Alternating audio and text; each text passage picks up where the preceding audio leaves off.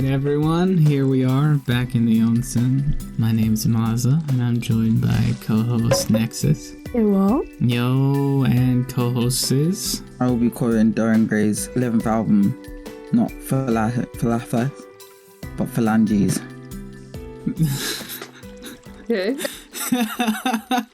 That was a long one, man. All right. I have no idea what that was. Special guest, NBT. ¿Qué pasa? All right, that's good. All right, so since we're here, this time we're going to be talking about something a little interesting, a little different. Talking about how our how our tastes have changed over time. Maybe you got into J-Rock with a certain set of bands or even a certain genre, subgenre. And today you're just not the same. Nobody's ever the same. So I guess to start us off, NBT. Oh, should I start today? Yeah, how did you start out and how are you now? Where did you end up? Well, so when I started with J-Rock, it was I guess like many of the people, it was the typical Visual-kei bands, like Gilgamesh, the Gazette, the PS company bands, and all that jazz. Like those were like the days when like VK were, at least for me, when it was like really blooming. But like after, like I wasn't actually into Visual-kei itself, but it just happened that those bands were so prominent that I started listening to them. And after a while I got into like symphonic kind of J-Rock. Wait, so when you say they were prominent, what do you mean? Like, did you know other people personally who were into them, or was there some community you were in where it was like, Gilgamesh? Yeah, that's a good question, actually, because they were prominent in the West. So that doesn't necessarily mean that they were popular in Japan. So as an example, something we already mentioned that in the past is that Visual-kei is quite big in the West, but not as much in Japan. But a lot of people in the community, like in the J-Rock community, were listening to Visual-kei, and I got into them as well, and that's how I got into more symphonic rock. So in that case, it was power metal, and my previous experience with power metal was very limited. It was like Dragon Force. Like Through the Fire and the Flames. Very 101 symphony. Yeah, I mean, it's quite different, right? When if you compare those two bands, right? Yeah. So essentially, like if we speed up like today, if we talk a bit about my middle kind of period of listening to J-Rock, then it was a lot of like raw metal, like gent metal, those kind of stuff. And you had like Deluhi and all the other projects that came from Leda, like Undivide and things like that. But nowadays, I'm very much into like Dojin music, so that could also be very metal still. But it's a lot more wider, and Dojin music is basically like indie music, but in a more specific niche space in Japan, like Toho covers and things like that. So that's what I'm more into right now, and like utaite music, so cover artist music. It went from a lot of metal to a mix of pop and metal nowadays. What do you think made all the pop become more popular for you? Any catalyst for that? Oh, that's a good question, because metal has a very like heavy sound, and it's like gachu. It's like it really hits you in a certain way. But like then after a while, you kind of get numb of listening to like this type of music all the time. So when you go into MBTs become so numb.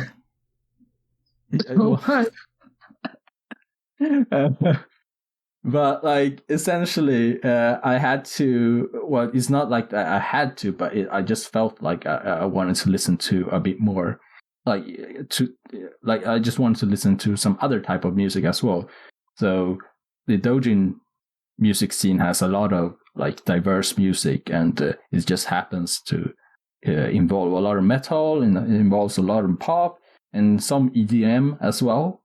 So I do have a small collection of EDM music nowadays, but it's not like hardcore, but it's more like infused EDM with rock. So kind of like new metal, but this EDM style. I have a related question. Do you feel like do you feel like this shift, because I have observed this specific shift rather commonly, or like departure from metal exclusively to like more poppy stuff. Do you feel like it is at all related to the potential shedding of youthful pretentiousness? Possibly. Because when I was younger, I always felt like, oh yeah, it's like metal, that's the thing you have to listen to, like everything else is shit. Like I had some kind of mentality like that, but not as disrespectful as I just put it. But yeah. I did kind of like see that pop music wasn't as valuable back in the days. But that was probably because I had not explored too much on that field, so I was quite naive, I guess. How about you, Indice? I think that's just metal fandom in general. Is everything else is shit. So shit. I mean, was you always into? I genuinely observed this very specific pattern in so many people, including myself. That is the when you're not quite a teenager, but let's say quite young, you're like, metal and hard music is the best stuff, and as we have so eloquently put it, everything else is shit. And, it's like Chunibyo. Yeah, pretty much. It's Chunibyo when you're like 22. And then you eventually reach a point in your life in which you low-key or high-key even realize that you have lost all semblance of a music taste at all, and now you just listen to freaking whatever. Well, I am still very particular with the music I listen to, but like it's just a bit broader, I guess. Yeah. Okay. Was you always into Dojin music then? Like, when did that come? When you started listening to that? Birth? I think it was actually still quite early. I mean, I did. What? Sorry, you didn't hear what we were saying. But when did it start? I think it actually. I started listening to Dojin music quite early, actually, but I didn't know that it was Dojin music. I think it was still when I was listening to Versailles. Is like I got into Asriel. So that is the band that Kurosuke was part of, which is the guy who is doing. I'm not sure how to pronounce the name. Elfenshun, Elfenshun. Yeah. I don't know how you would pronounce it in English, but yeah. So basically, he's. Wait, don't you speak whatever language that one's written in? It's German. I don't speak German, but I mean, they conquered you guys, didn't they? We can talk about that later, but yeah. Fucking hell. So, I mean, I was introduced to Dojin music quite early, but I didn't know it was Dojin music back then. It was just like any other band for me. So, yeah, I think then I kind of started to see like, oh, okay, so that actually, it's a part of this scene and things like that. So, yeah. Another question. Are you into rhythm games at all? Rhythm games? Mm-hmm. Oh, yeah. Well, I actually didn't get into rhythm games until later, actually. So I was already aware of the Dojin scene before I started to playing rhythm games. Yeah, because from what I've observed, those two specifically usually go hand in hand. Yeah. Dojin and rhythm games. Yeah. A lot of people play like DDR. I didn't have my own laptop back then, so I couldn't play DDR as much as other people. People play DDR on laptops? Yeah, because at school, if you pick specific schools, they would hand you a personal laptop. And back then, computers weren't as prevalent, so yeah. Yeah. So I mean, shit, bro, I didn't get a computer until I was like a freshman in high school. Yeah, that's what I mean. So, yeah, I couldn't get into that until later. You don't even know you could play DDR on a laptop. Yeah, that was more what I was talking about. But I guess it makes sense if you're doing an emulator or something and just hitting the arrow keys. Yeah, well, it's a specific version for computers, so it's not like the real deal. Ah. So basically, you can load any music that you like from the community, and the community has a lot of Doji music. Oh, so kind of like Osu. Yeah, it's the same thing. Okay. But yeah, should we jump into someone else's story? I feel I know. It turned into the NBT interview, the 20 current year. All right, well, Sis, you've been pretty quiet so far. What would you say has happened to you over the years? Where did you start? Where did you end up? And why do you regret everything? Why do I regret everything? I really wasn't into music for like a lot of my teenage years. For like maybe I want to say early teenage years. I was into music. Sorry, I tell a lie. But I wasn't into like rock music. I was more into like whatever was on MTV. Like I was more into rap music and like hip hop music and whatever my parents would like listen to. And whatever was on the radio. And then it kind of changed when I was in, I want to say high school, second or third year of high school. And I started listening to like the rock music channels. So like, I guess I can't remember the MTV version of like the rock version of MTV. And then I listened to like Scars and like those kind of like, music video channels, and then I got into like a few bands, but only a few, and then I got into My Chemical Romance and Panic at the Disco and like emo bands basically. Yeah. So and then that kind of evolved into like JROCK through like anime and whatnot, and yeah, from there my taste has kind of grown because I wasn't into metal either. Really wasn't into metal. Western metal I'm still really not into. I'm still very selective about what I listen to in Western metal. And yeah. So how did you transition to J-Rock from Western? So basically for a good few years I was just listening to Japanese music, just Japanese rock music, Japanese metal music, basically Visual-kei, whatever. I was listening to that for a lot of years. I never really listened to Western stuff ever. And I think it's only like the last few years that I've like started listening back to like listen to Western, like some songs are still very selective, but I'm still like trying to scope out what songs I do and don't like and whatnot. But yeah, it's just who I am now. I think I wasn't even into pop rock music either at one point, with the Osado bands and whatnot, and they're fine now. They're fine. I still don't like a few of them, but yeah, I think what over the years what I've had is I've built up a tolerance to like. People would normally have a thing that they don't listen to, like they just can't listen to, like they're just like, nope, that's it. And I can kind of listen to any music now without having to like squint and like have a like shudder or whatnot. So I like the last few years I've just been on Spotify and I just found like Kawaii Future Bass and I'm like, okay, I guess this is a thing now, so I'm listening to. I like that, and yeah. So it's not even just like rock music now, it's going into like bass music and like pop music and whatnot. So would you say that your time with Japanese rock and everything, would you say it's at the end of the day broadened your horizons for everything else? Oh, yeah, 100%. 100%. 100%. Right.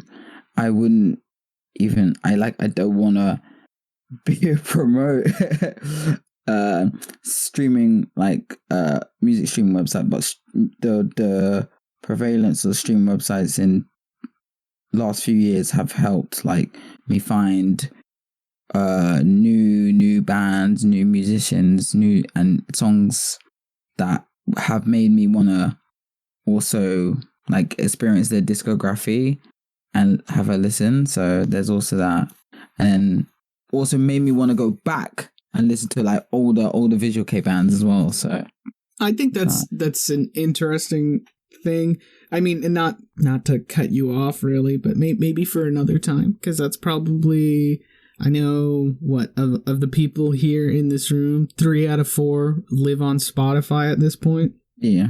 So I don't really. MBT doesn't. Using Plex. Oh yeah, he's next level. I don't know. He is his Spotify. Yeah. 2 out of 4.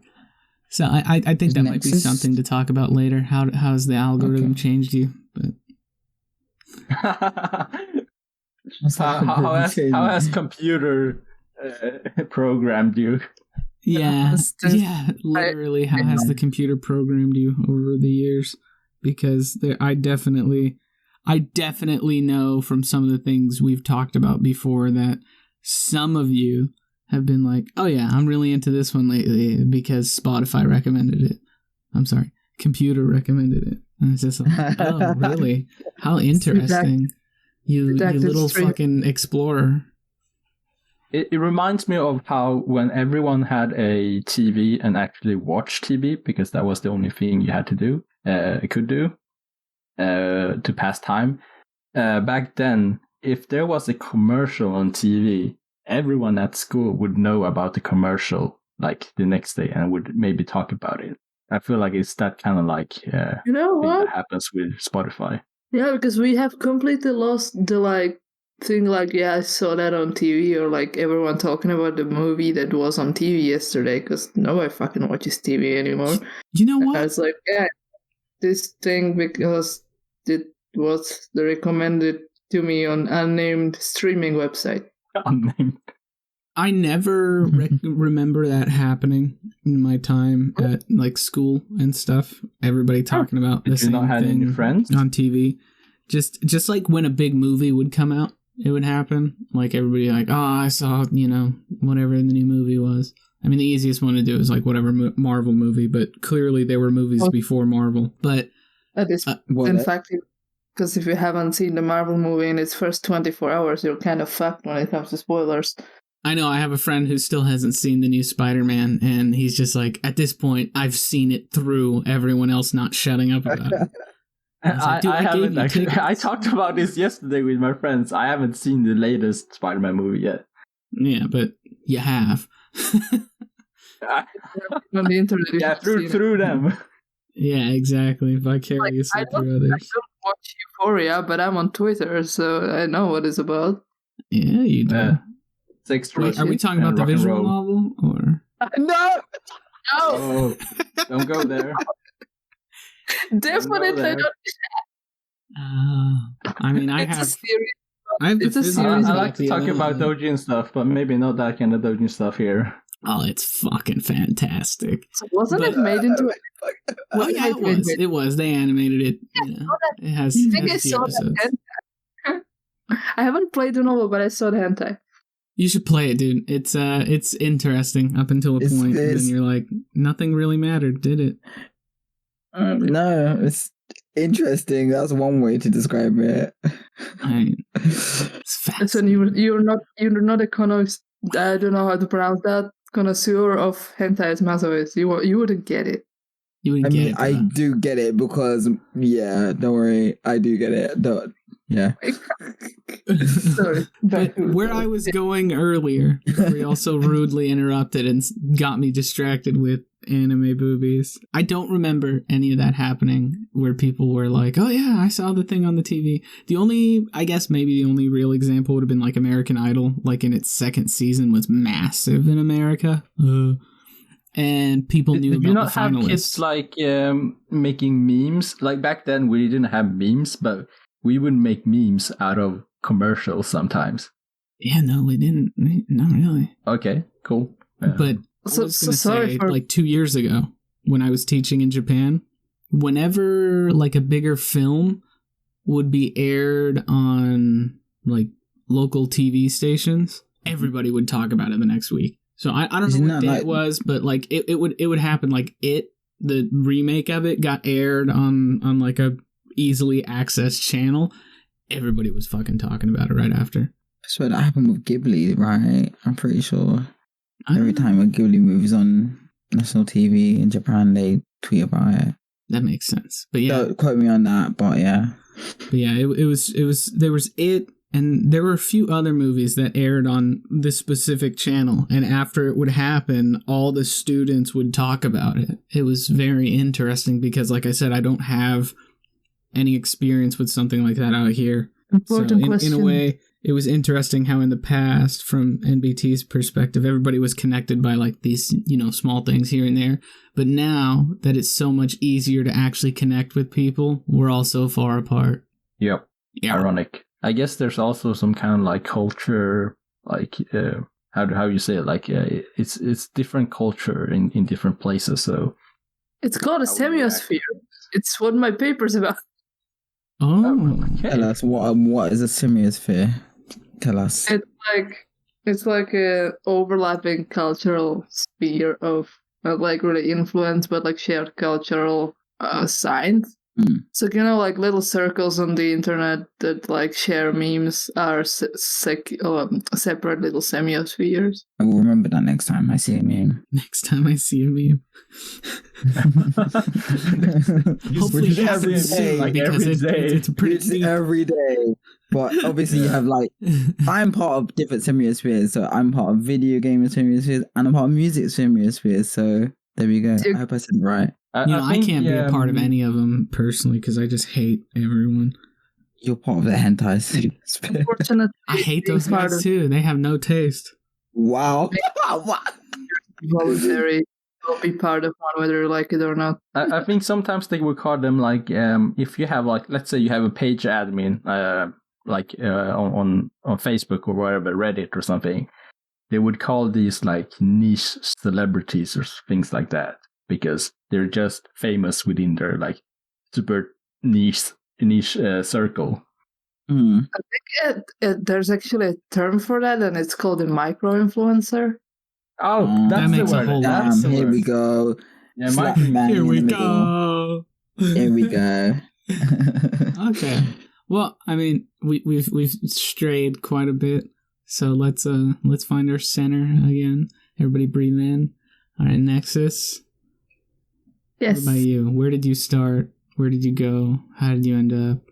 And why do you not regret a single choice? Well, I started in when was it? In like 2008, 2009, around Gacked and Malice Miser and the usual heavy Visual-kei shit because that's what was popular in the horny music. In the Czech and Slovak fandom. Of course, a lot of JROCK shipping was a part of it, and for some reason, in the Czech and Slovak sphere, like so many people got like really into JROCK shipping, and then in like 2 years it completely disappeared.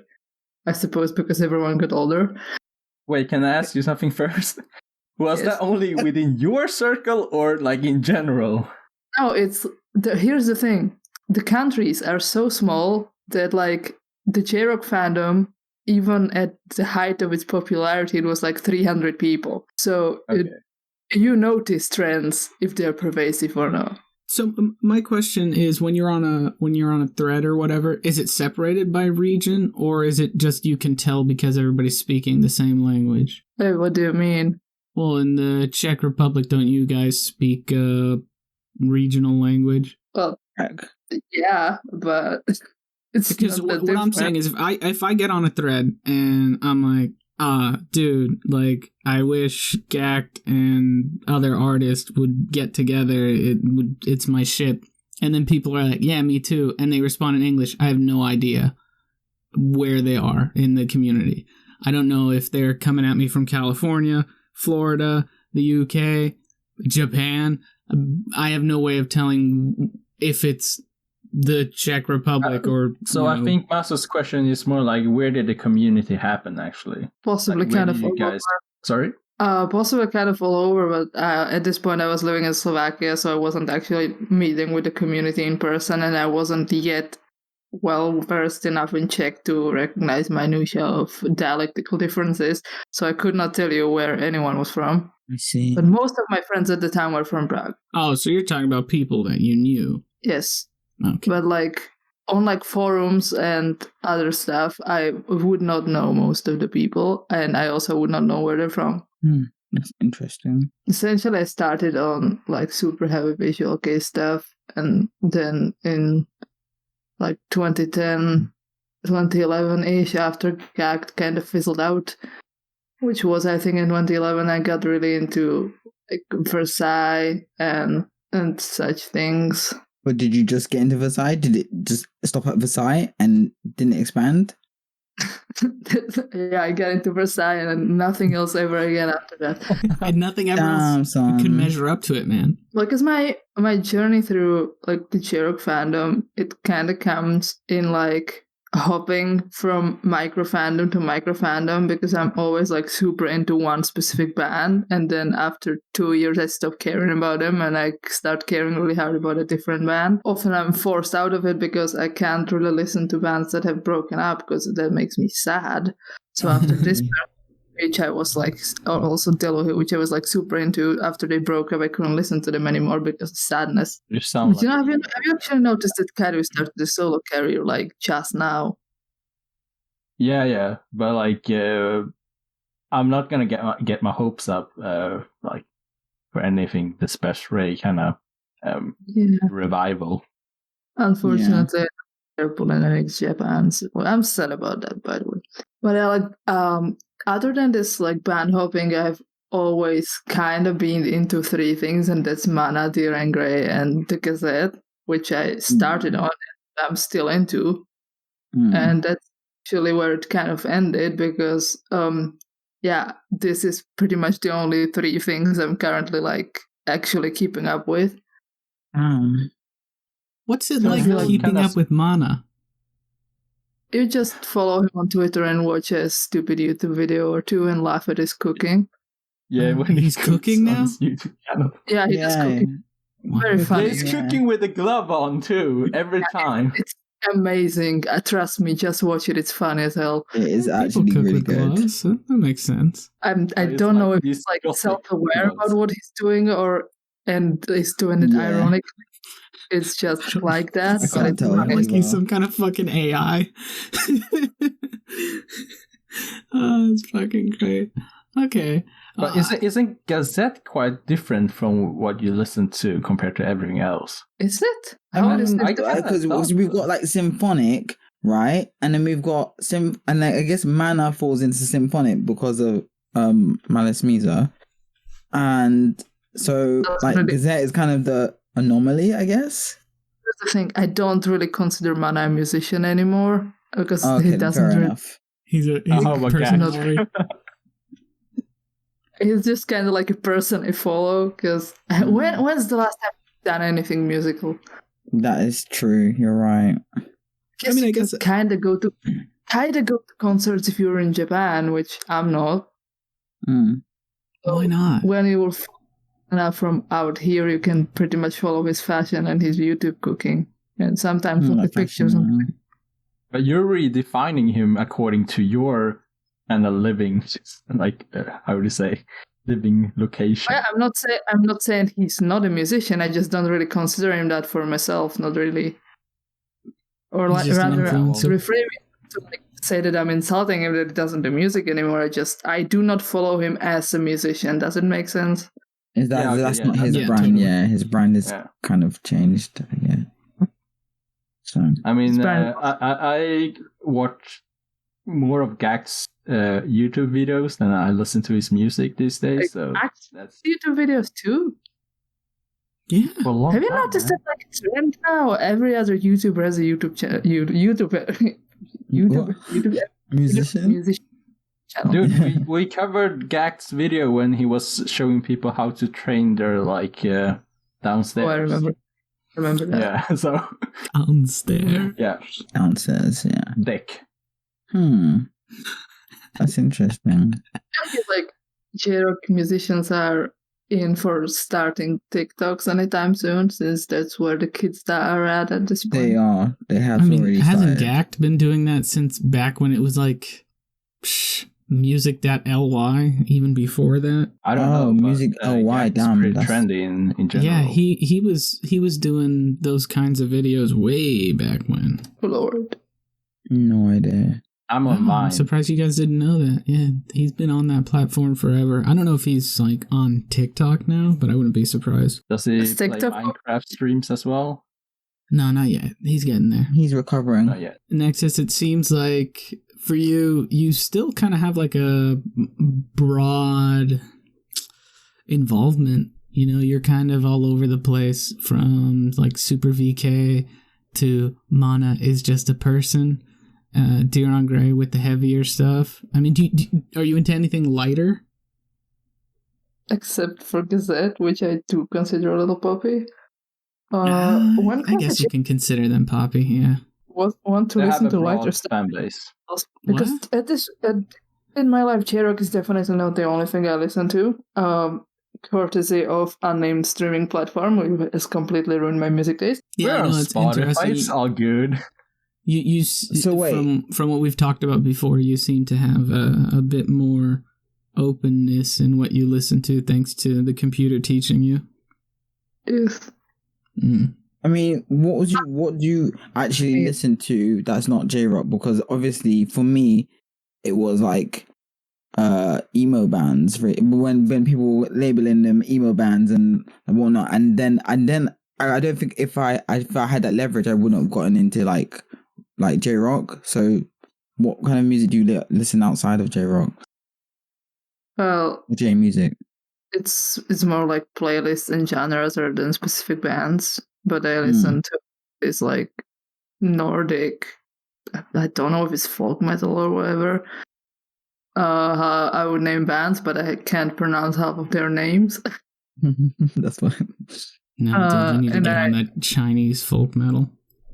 Yeah, and I actually just kind of listen to a lot of epic music, like Two Steps from Hell and shit like that, because at this point I do a lot of stuff, and I can't really listen to like music that requires a lot of engagement from my brain because it distracts me. So I just put on some epic shit in the background and try to ignore it. How about like J-Rock wise? Sorry, because you're very much into Visual-kei, from my understanding.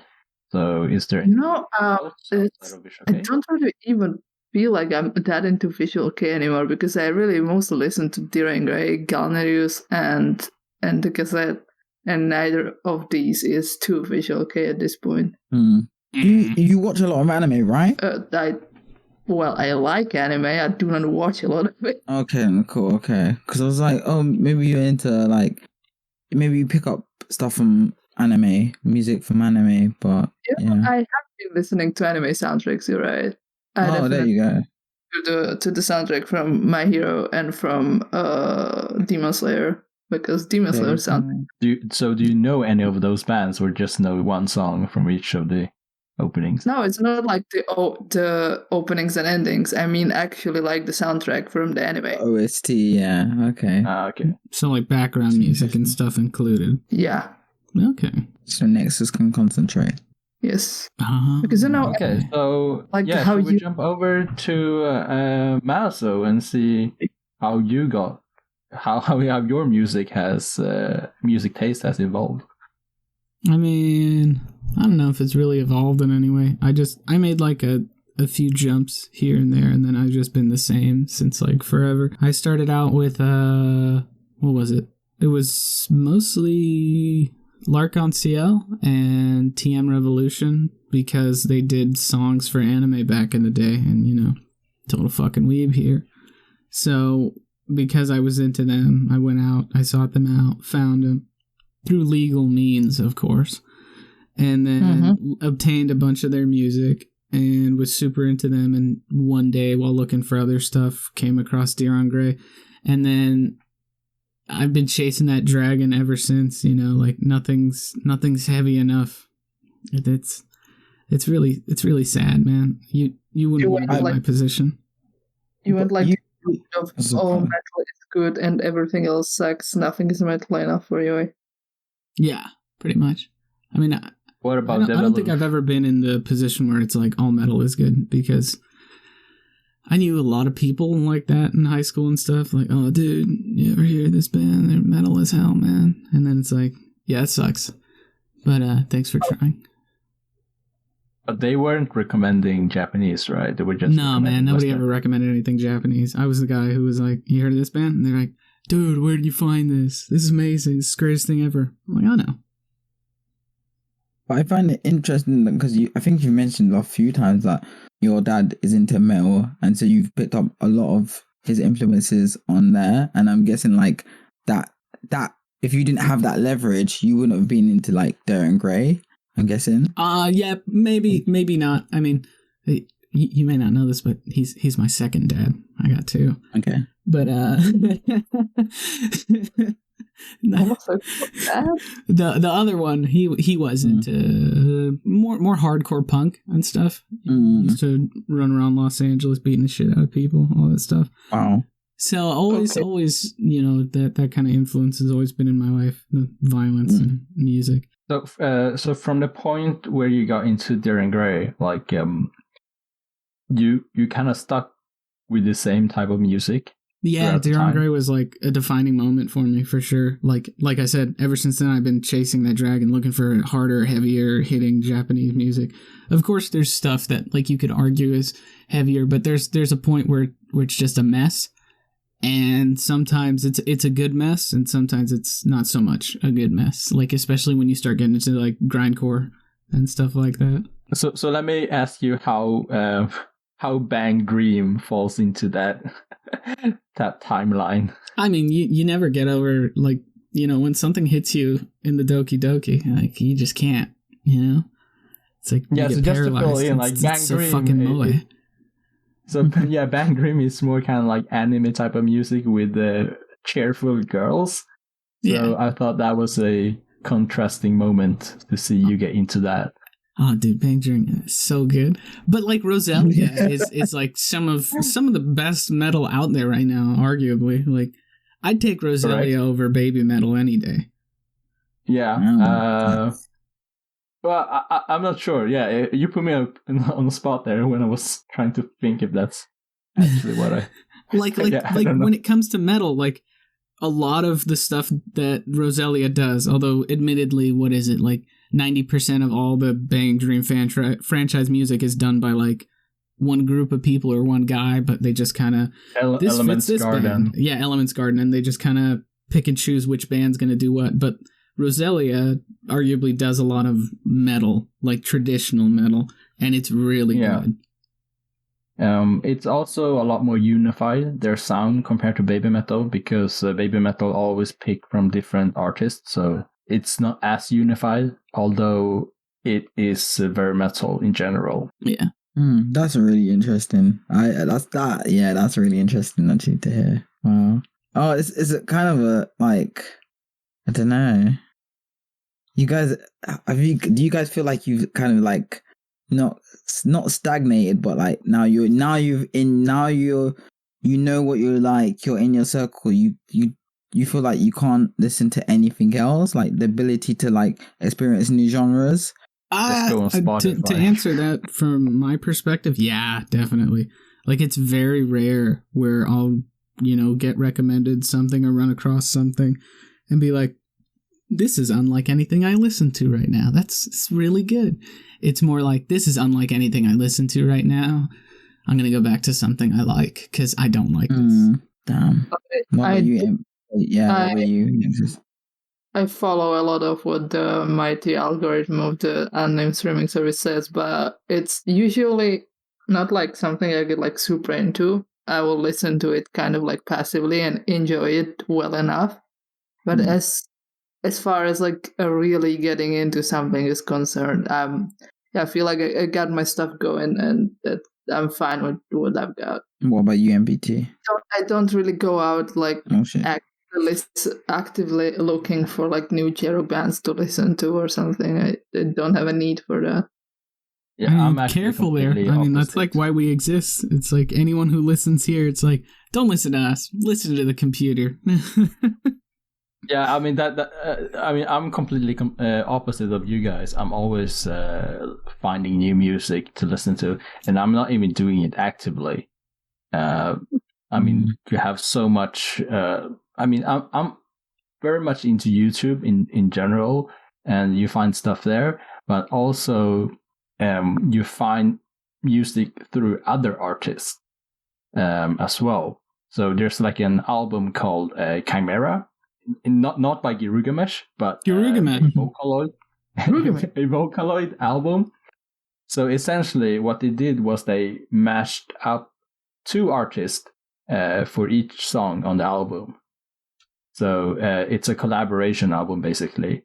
So I forgot who it was, but someone like handpicked 2 artists, asked them to make a song, and did that for like 8 songs, and then they created this album together and called it Chimera. Through that album, you're able to also find some cool new songs, like signature sounds from these artists. So I thought that was pretty interesting as well. I think with the Vocaloid thing, you can definitely have compilations, which is something that I think we're like kind of missing, like now in 2022, where we just have, there's Vocaloid, you can have compilations of different artists and whatnot, and you can pick and choose and be like, okay, I like this artist, I'm going to listen to the rest of their songs and whatnot, and then go from there. Yeah, because you get every year the Hatsune Miku has a big concert, several concerts in Japan, but it's like one event called Magical Mirai, and basically like the people who are managing Hatsune Miku or like Vocaloid, Cryptum Future Media, they would get together a few artists and make an album, and basically that album defines like the concert, the songs that will be in the concert. Typically, it's a very engaging community in a way, because you get to explore so much of the music that you, like, in a passive way, in a sense. Go back on your points. I'm like the same as MBT. I'm always looking for new Visual-kei bands to listen to. I'm always looking for like new kawaii future bass to listen to, like everything, like pop music. You know, I really wasn't into J-pop quite a few years back, and I feel like it's only the recent years that I've been really, really into it. So, and yeah, the computer has been showing me things, and I've been like, yeah, I like this, and I've also been like, oh, maybe I don't like this, but I could have liked it if something was different. I just like having to hear like different ideas and being like, oh, maybe I'll check out more of this band, or maybe I won't, or I'm glad I listened to this because now I'm like, oh, now I have context for this and whatnot. So yeah, I feel like a lot of us are talking about what the computer showed us. Sorry, the computer rules us now. Sorry. Yeah, some of us. Wow. I wouldn't put myself in that category. Exert any mental load when I can just let the mighty AI overlord make choices for me. I get it in some ways, but I think it. So this is half satire. I do sometimes look for stuff. It's just, Yeah, but like for myself, I mean, I feel like it's part of the whole like being an edgy boy thing, where the whole time I've always wanted to be different. Like, I'm not like other girls. Do not follow the mighty AI. Like growing up, my sister has always been into pretty good music, I would say. Like her favorite band, I think to this day, is System of a Down. And it would have been super easy as the younger sibling to just be like, yeah, I like him too. And then like just kind of ride off those coattails, like, you know, not have to spend extra money for other albums or anything. Just like, yeah, I just listen to what she listens to and it's all really good. But instead, I was like, I listen to my own shit and mine's really different and it's better and you'll never understand because you can't speak Japanese. How do you discover music in the first... okay, so... How do you try to discover new bands that are able to get on the level that Dear and Grey is in? I mean, it's a lot more work, isn't it? It's kind of trolling around the net, seeing what within our, you know, private groups, what it gets posted by JROCK News, you know. But a lot of times also it's like, because I know what you guys are into, I can almost already tell, like when you post something, unless you're tagging me specifically, because you guys know how I am too. Yes, I can almost immediately be like, I'm probably not going to like this, and just like listen to a few seconds of it and be like, yeah, I don't. So that's a big part of what you guys recommend to me. But the other part of it is just kind of now and then, if I'm feeling bored with what I currently have, is just digging in and lots of clicking, lots of sampling, and then finally being like, this is it. Wait, so you go on YouTube and put like bands that are better than Dear and Grey? And I've never done that. Maybe you should. I don't know what results you would get. Somebody run the numbers right now. Tell me what you get. Bands that are better than Dear and Grey. I'm sure there's a whole community on the internet that just hates Dear and Grey. It's like they're overrated. You need to listen to Kyoryu Pamyu, like they're good, stuff like that. How about Earthbeast, which is a band that I recently recommended? So here's the thing. I have a friend who recommended them before you did, you know, because you're late to everything. And he had some shirts ordered to my apartment in Japan, and I brought the shirts all the way back to the States, gave them to him. I listened to the band like for 20 seconds, like when the shirts came. And I was like, that's pretty good. Never again. So wow, to say 20 seconds. But you said it was pretty good. That's why I was asking you, because your impression of Earthbeast was positive. So that's why I'm asking. They're all right. I wouldn't mind seeing them live, but like I'm not like a fan. I wouldn't call myself that. 20 seconds? Damn. That's so quick. Oh, man. That's like 20 seconds more than gets. You don't know how bad it is when I listen to something. Yeah, like I'll press play and I'll listen to like 5 seconds of the intro and I'm like, this is boring.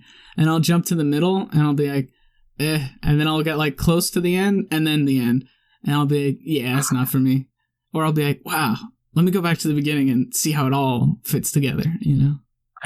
I almost feel like sad for you and Nexus. I'm fine. I mean, maybe there's stuff I'm missing out on, but like one day it'll show up, and if it never does, it's like, that's fine. You remind me of who samples books by flipping to the end and reading it to decide if she's going to like it or not. That's basically it, isn't it? I mean, let's be real. Songs have like a formula. It's like, there's how it starts.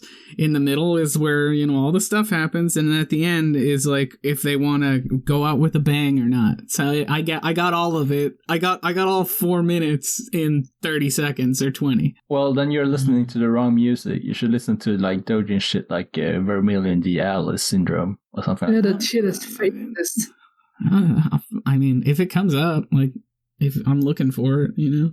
Yeah, I mean, the thing is, have you tried to jump over to the Dojin side and maybe try to explore more on that? And I've listened to some of the stuff like you've put out there before, and it's good. I don't think there's ever been anything of the Dojin side that's like metal that I have disliked, but I don't really look further into it. Like, it's fine, you know. Yeah. None of it's ever been really like, shit, this is good. It's always just been pretty good. Yeah, if I think back, like, I haven't had like this, oh fuck, like this is what I have to listen to like right now, like constantly. Well, except Girugamesh's latest song. Girugamesh. Yeah. I've been really into that song lately. That's but sick. otherwise, like new bands, it's difficult to get that spark again. Yeah, I mean, unpopular opinion, but I didn't give a shit about that song, so... Well, I don't give a shit about you. See, there you go. Wow. That's fine. Like, Yeah. I didn't care. It came out, and I was like, yeah, this is kind of disappointing, and then I just moved on with my day. Oh, But I don't fair. think... were you into Girugamesh a lot, even back I in the was. days, or not? Up until, I think, Music. Music was like the Music. last album I liked by them. Then everything after that I didn't like. Yeah, okay. I can understand that. Most people didn't even like music. Yeah, I think NBT No, a said lot of before he people- didn't no, like music. I think people No, a lot. I think like A lot of Right. people did. Like the song that I hated was Evolution, which was a song in music. do you still hate it? Yeah, exactly. Do you still hate it? Because I think that song bangs. I mean, if you compare that to Girugamesh's self-titled album, which is dark, like it's like two different bands, and that's why I hated that song at first. But now when I listen to Girugamesh's album, like the discography as a whole, I don't mind it because it's just one part, like one small section of Girugamesh's music. I tolerate But back it. then, so back then it was like, I'm really also- concerned about their direction. A band changes their style somewhat, and everybody's like, this is dog shit. And then 5 years later, you listen to it again, and it actually kind of slaps.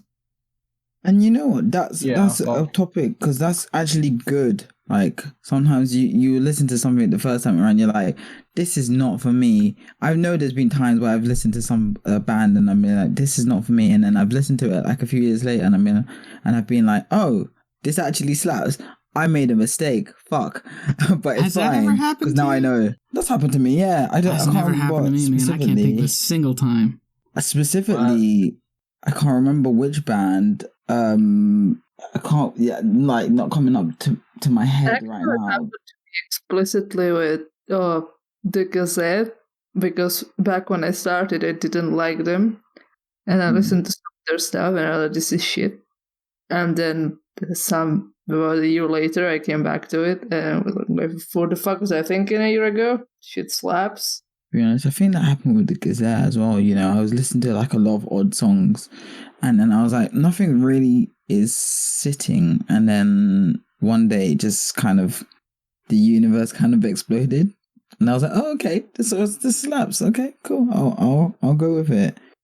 I mean, I Okay. guess what I Yeah. could say in reference to that is like if I write off a band, I write them off. But a lot of bands will be like they're okay, but they're not going to be part of the rotation. They're not in. But I'm okay with them. Yeah. And an example of that would be Gazette. Like they're not one of my favorites, but they're good. And every now and then I'll, rummage through some of their stuff and find something to be like, this one's really good. This is why they're here for me, because I know every now and then there's going to be a song here or there that's really good, whether or not if it was off of an album that at first I thought was not a good album. So I guess like that's as close as I get to that. But even then, I never actually like wrote them off permanently. I'm just like, I know that there's going to be gold here and there. The thing is, I'm not sure. Are you trying to be like exclusive in that sense? What do you mean? Like you're basically making you have a little like walled garden. Like anything that goes past this is Mazo approved. So I feel like you have this strict rule somehow. It's not Is really that a the strict case? rule. It's like, do you sound good or not? Yeah, I think it strict does rule. come across. It definitely would come across as that, but I think you're just very specific, very specific. I mean, like, I don't know. Specific. Ooh, Mazo in 20 seconds, or you're gone forever. Yeah. I don't have time, man. There's so much stuff out there, and like Zodiac's not coming back anytime soon. Like the Zodiac Killer? Oh, No, man. The band. Oh, no, that, even if Zodiac is coming back, I think they will never be able to match their old stuff. Yeah, Hell, man. 100%. Zodiac is so good. Yeah, 100%. you know that I've So, actually yeah. heard of that band before you had mentioned it. That makes sense. Like, they weren't putting up numbers. What do you think they indefinitely hiatus? And they just released one album, two singles, and then so They sure do love the code indefinite hiatus. Has anyone who's hiatused indefinitely ever come back? I cannot recall. What's that name? Malice. No, not that. Oh no, not back. It's they happened. kind of came back. And Cafe came back after their hiatus. They had two hiatuses. Hiatus. I don't know. I don't know if I it's hate Anyway, they had they were off for 2 periods, and then they came back. But then, like, all the members left except for the vocalist. So now they are on indefinite hiatus. You know what? again. I think a famous example in VK is Ayabi. Ayabi had like so many, like they went on hiatus. I think all the members left except for Aoi, the vocalist. Then the members who left that band went on to form another band called Ayabi in English words and capitals, and then the members swapped or something, and then they came back. Like, they're back now. I don't know. It was such a weird. It's still a weird. Wait, are they active now? Yeah, they're active. Yeah. What? Okay, I didn't. Yeah. That's kind of a weird thing to do. Maybe not- to leave your maybe band not release and make a new music. band that's the same band. Yeah. Like, use the same name. That's lame. Yeah. Philosophical question. Here's a philosophical question. If you have a band, and let's say there's 5 members, and out of the 5 members, 4 of them leave, and let's say the vocalist stays, and the vocalist finds 4 new members, and then later the 4 new members replace the vocalist. Is it still the same band? This is the same as the what's his name ship this- or the axe or whatever. This has happened. This has happened with Naru. Naru, vocalist, I think from Biosphere. This has happened to him 3 times, I think. Huh. Every time. It's also Someone's happened with, hard to work with. Yeah, that's the only conclusion you can come up with, and I think it's happened with 1010. Yeah, I'm definitely like, if your bands keep breaking up on you, you might be the problem. Yeah, no, I think, but to answer your question, Nexus, I think at that point you're not the same band. I think at that point it is someone's solo project in a sense. Like, Death Gaze. Like, there was a certain point where they weren't Death Gaze anymore. It was more just, I think, Yes, yeah. It's just, I was just, the pillar of the band. He was the only one who was there, I think, the whole time. Or there was a certain point where he joined where it just became the I show. I mean, I wasn't always the vocalist of... He wasn't always the vocalist. I think he was at first just the bassist.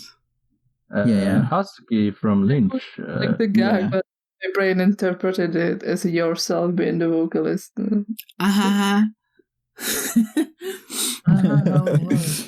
I'm very sleepy. I've been awake for like 24 hours. Yeah. Well, I mean, we're walking all over the place with this one. So, I mean, we probably shouldn't go on forever. We don't need to pad out for time or anything. But I think at any final statements from anyone, I think we all kind of realize that we've definitely changed over time. Like, I'm just chasing the dragon of heavy shit. NBT, what about you? Where are you today? I'm a little bit all over the place, but still within the doujin scene. So that's where my head is stuck at the moment. And there's a lot to explore here. So I'll stay here for a while. Okay. All right, Nexus, where are you today? I'm listening to the same 3 bands, except in a completely different headspace than before. Okay. So that have changed, but also not at all. Yeah. Depression, huh? All right, Sis, where are you? Ever evolving. JROCK, Visual-kei, Kawaii Future Bass. I don't care. I will absorb it all. I will take it in. I will see what I like and then pick it out and then hopefully ride with it. And if not, I don't ride with it. That's fine too. But yeah, I'm still gonna look out for bands and whatnot. Yeah, I think after hearing all this, it's like Sis is like the kid who's about to go on an adventure, and the rest of us are just a bunch of like grumpy people. Listen, Okay, I don't know about that, but okay. I don't know. All right. Well, with that, I've been your host Mazo with co-host Sis. Noriki. I don't know. Co-host Nexus. Woo woo. Okay. And special guest NBT. Domo arigato. Yeah, that's gonna make it in for sure. Oh, it's fucking fantastic.